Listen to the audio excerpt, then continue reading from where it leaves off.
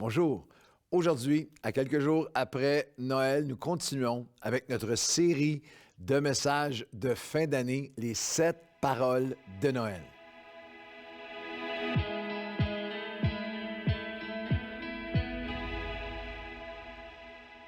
Bonjour à tous et bienvenue à votre café matinal quelques jours après Noël. J'espère que vous n'êtes pas trop fatigué et peut-être que vous avez un peu abusé au niveau de tous les repas de Noël. Prenez courage, nous allons avoir le jeûne et la prière au mois de janvier qui vont nous aider à rétablir toutes choses.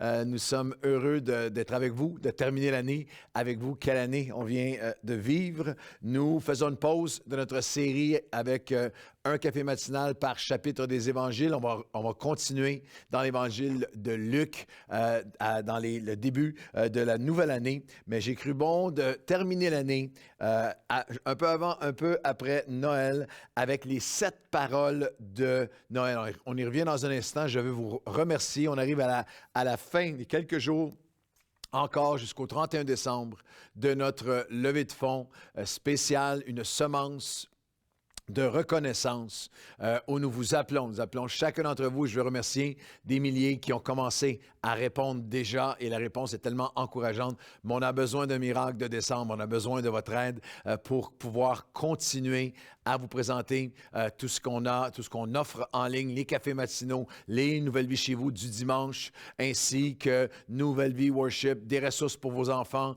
pour les ados, pour tous les âges en fait. Et vous savez, alors que à cette fin d'année, où que vous soyez dans le monde, nous voyons avec les nouveaux variants, avec le variant Omicron, nous voyons des reconfinements. Ici au Québec, il y a un reconfinement, il y a une possibilité qu'on ne soit pas capable d'avoir des réunions à nouveau en présentiel dans nos églises. Et au début de la pandémie, Dieu avait mis sur mon cœur, tu vas accompagner le peuple de Dieu en ligne pendant cette pandémie. C'est ce que nous avons fait et nous avons besoin de vous pour pouvoir continuer à le faire. On veut continuer à être là, à vous nourrir spirituellement, vous bénir. Alors, si à quelque part, dans ces dernières 2 années, vous avez été bénis, vous avez reçu de la part de Dieu, par le ministère de Nouvelle Vie, par mon ministère et celui de toute l'équipe, je vous appelle simplement aujourd'hui même à faire un don avant la fin de l'année. Vous allez tout simplement à donner.nouvellevie.com, donner.nouvellevie.com, c'est très simple et vous allez pouvoir nous aider à continuer. On doit vraiment changer, on doit renouveler les équipements qui sont en fin de vie, on bâtit une région, on bâtit un studio pour mieux vous servir et si vous faites ce don, à tous ceux qui vont faire ce don pour vous remercier, j'aimerais vous faire un cadeau en retour au mois de janvier, février et mars. Pour tous ceux qui vont faire un don une fois par mois, il va y avoir un podcast exclusif pour vous, avec moi, que j'intitule « Cœur à cœur avec Pasteur Claude » où je vais vous partager un regard sur ce qui prend place dans le monde chrétien, des révélations que Dieu met sur mon cœur, ce que l'Esprit dit à l'Église. Alors, je vous encourage dès aujourd'hui à faire ce don. Un grand merci pour tous ceux qui sont du Canada, du Québec et du Canada. Si vous faites le don avant le 31 décembre, vous allez pouvoir recevoir, bien sûr, les exemptions pour fin d'impôt. Alors, un très, très grand merci à l'avance. Merci à tous ceux qui l'ont fait et à tous les autres. Faites-le aujourd'hui. On a besoin de vous. On veut être là avec vous pendant toute cette prochaine année.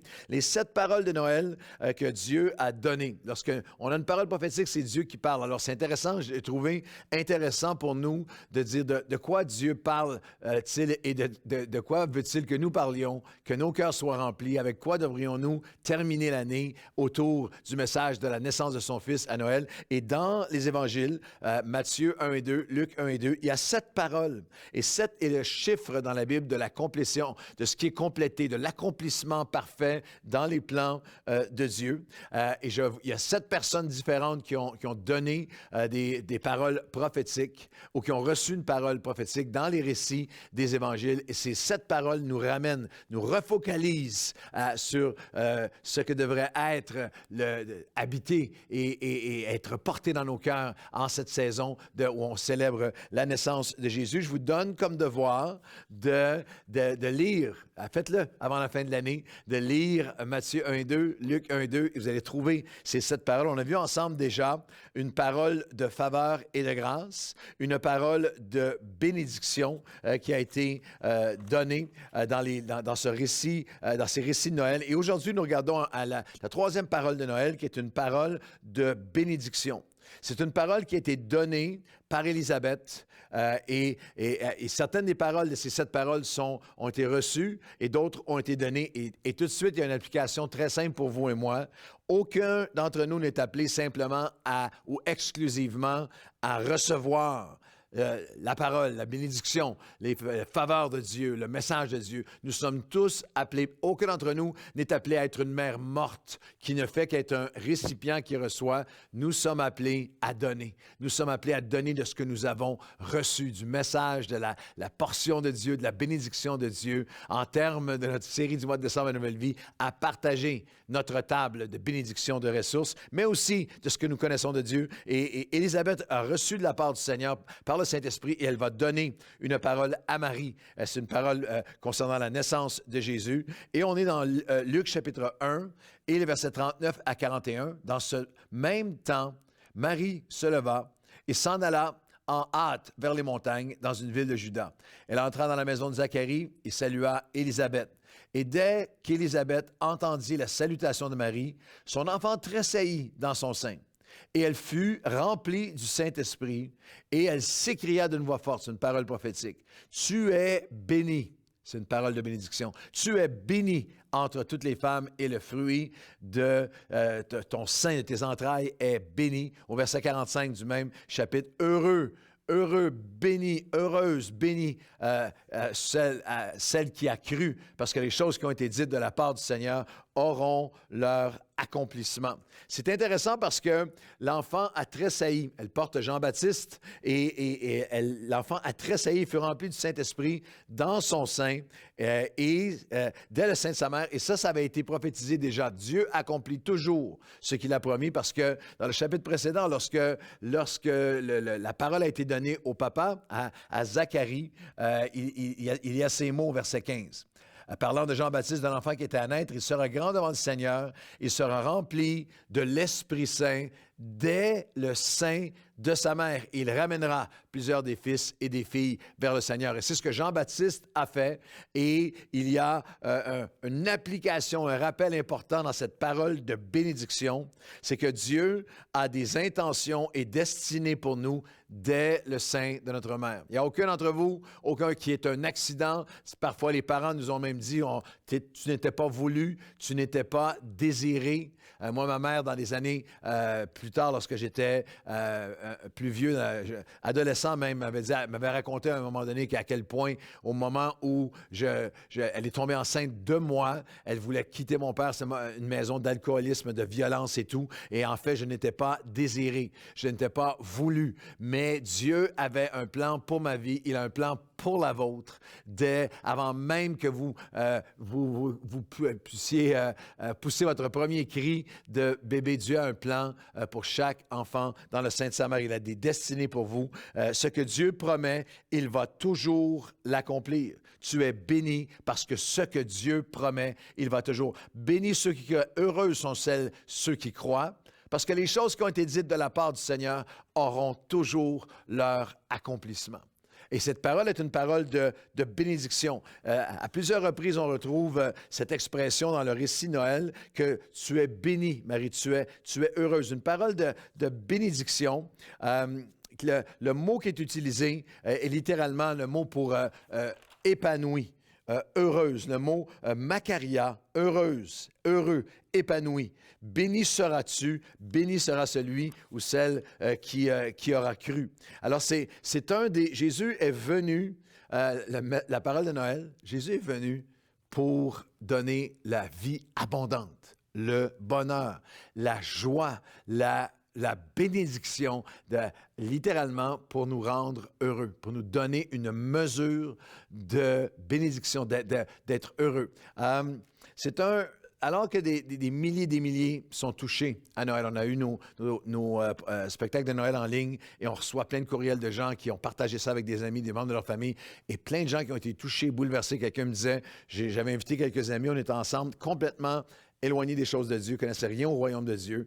Et on a écouté, et lors du message, je voyais les larmes qui coulaient dans le salon chez nous en regardant le programme de Noël. Et un des mensonges que l'ennemi utilise le plus pour essayer de voler la semence dans le cœur des gens qui sont touchés par Dieu, c'est de leur dire, si tu donnes ta vie au Seigneur, tu ne seras jamais heureux. Si tu donnes ta vie au Seigneur, tu n'auras plus de fun. Si tu donnes ta vie au Seigneur, tu n'auras pas, tu as toute la joie, le bonheur, tu ne pourras pas être heureux si tu sers Dieu. J'aimerais confronter ce mensonge aujourd'hui et dire, Jésus veut que tu aies une vie en abondance. Il y a même une mesure de bénédiction, de bonheur, de heurosité, si je pourrais dire ça, de bénédiction, de joie, d'accomplissement, d'épanouissement, de confiance que seulement Dieu peut accorder. Acte 3, 26, c'est à vous, premièrement, que Dieu, ayant élevé son serviteur Jésus, l'a envoyé pour vous bénir, pour vous rendre heureux, en détournant chacun d'entre vous de vos iniquités. Il y a le fondateur de l'organisation internationale, les hommes d'affaires du plein évangile. Il y a une 40 ou 50 d'années maintenant, Demos Shakarian est un homme d'affaires qui avait un succès incroyable et qui avait toutes les richesses du monde, mais profondément malheureux, même idéation suicidaire. Et il est venu à l'Évangile dans un déjeuner avec un ami chrétien qui lui a partagé la bénédiction de connaître le Seigneur. Il a accepté le Seigneur et il a fondé un mouvement en tant qu'homme d'affaires, simplement dire, on va organiser des déjeuners où les gens d'affaires viennent et on donne notre témoignage. Et c'est un mouvement qui est devenu mondial et son livre il a écrit un livre témoignage qui a fait le tour du monde, qui est intitulé « Les gens les plus heureux au monde ». Que les chrétiens sont les gens les plus heureux au monde, d'une bénédiction, d'un sens de paix, de joie et d'accomplissement et d'épanouissement qui est au-delà de tout ce que... Toute autre joie est éphémère, mais la joie que Dieu donne, c'est ça le message de Noël. Et une des façons les plus profondes que Dieu nous bénit, nous rend heureux, nous apprend à marcher dans un style de vie, un mode de vie de joie, c'est alors que nous apprenons à le laisser nous guider et nous diriger. Et ça, c'est la quatrième parole prophétique de Noël, une parole de direction, une parole donnée à Joseph. Et ça, c'est dans l'Évangile de Matthieu, chapitre 1, et le verset 19, Joseph, l'époux de Marie, qui était un homme de bien, qui ne voulait pas la diffamer parce qu'elle est enceinte sans qu'ils aient eu aucune intimité, se proposa de rompre secrètement avec elle. Et comme il y pensait, voici un ange du Seigneur lui apparut en songe, en rêve. Et il dit à Joseph, fils de David, ne crains pas de prendre avec toi Marie, ta femme, car l'enfant qu'elle a conçu vient du Saint-Esprit. Elle enfantera un fils, on lui donnera le nom de Jésus, c'est lui qui sauvera son peuple de ses péchés. La quatrième parole de Noël est une parole une prophétie, une parole prophétique qui est donnée par le ciel, par le messager du ciel à Joseph, et c'est une parole de direction. Une parole de « ne fais pas ça, je veux te guider, je veux te diriger ». Et on voit ce type de parole se répéter dans la vie de Joseph au chapitre 2 de Matthieu et au verset 13, lorsqu'ils furent partis. Voici un ange du Seigneur apparu en songe à Joseph et lui dit « Lève-toi, prends le petit enfant et sa mère, fuis l'Égypte et reste-y jusqu'à ce que je te parle, car Hérode cherchera le petit enfant pour le faire périr. » Il y a une parole où Dieu guide et dirige pour protéger. Et un peu plus loin, verset 19, « Quand Hérode fut mort, voici un ange du Seigneur apparut en songe à Joseph en Égypte. Il lui dit, « Lève-toi, prends le petit enfant de sa mère et va dans le pays d'Israël, car ceux qui en voulaient à la vie du petit enfant sont morts. » Et Joseph se leva, prit le petit enfant et sa mère et alla dans le pays d'Israël. Mais ayant appris qu'Archélaüs régnait maintenant sur la Judée à la place d'Hérode, son père, il craignit de s'y rendre, mais divinement averti, il se retira dans le territoire de Galilée. Une des riches paroles et rappels très pratiques pour nous aujourd'hui de Noël, dans les paroles prophétiques de Noël, c'est la parole que Dieu donne de direction, de protection, où Dieu littéralement veut nous guider. Il va nous conduire, il va nous guider. En cette fin d'année 2023, 21. Alors que 2022 se pointe devant nous, soyons honnêtes, avec toutes sortes de menaces, d'incertitudes, de COVID, de variants, de confinement et de qu'est-ce qui va nous arriver, nous pouvons, en cette fin d'année, je n'ai pas à être inquiet ou anxieux pour 2022, il va nous conduire. Il faut que vous laissiez cette parole être vivante dans votre cœur, être réelle. Vous l'appropriez. Il va nous guider. Il va nous conduire. Il va nous protéger. Il va nous avertir. Dieu nous parle de son désir de nous guider dans ses œuvres préparées d'avance. C'est très pratique dans votre vie de tous les jours, vous savez.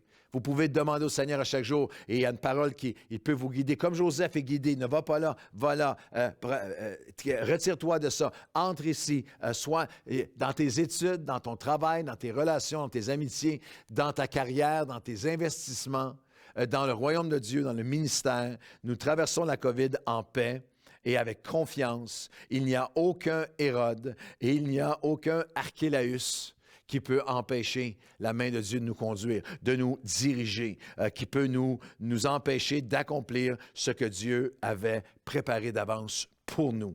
Il va me guider. C'est mon GPS. C'est ma confiance dans le GPS de Dieu alors que nous terminons l'année 2021 et qu'on entre dans 2022. Le GPS, il va me guider, le GPS, guider, protéger surnaturellement. C'est un guide et une protection, c'est mon GPS. Un guide et une protection surnaturelle de la part de Dieu. Alors qu'on entre dans 2022, alors que tous les rois de ce monde sont secoués, le roi des rois est en contrôle de toutes choses. Il va me guider, il va me protéger. Il me parle encore aujourd'hui avec cette parole de bénédiction. Heureux ceux qui croient, car la promesse de Dieu va s'accomplir. Et cette parole de direction, guidée, divinement avertie, divinement dirigée. Seigneur, aujourd'hui, nous te demandons de nous remplir de ces paroles. Que ce soit ça qui habite nos cœurs dans ces derniers jours de cette année, une parole de Noël pour toi et d'après Noël, de toi, une parole de bénédiction. Heureux celui ou celle qui va marcher, qui va croire dans tes commandements parce que ta parole s'accomplira. Et Seigneur, une parole de direction, divinement guide-nous, divinement avertis-nous, divinement protège-nous. Et notre confession de foi en cette fin d'année, nous ne craindrons pas 2022 parce que ta parole de direction, de bénédiction sera sur nous. Au nom de Jésus, amen et amen. Bonne journée à tous.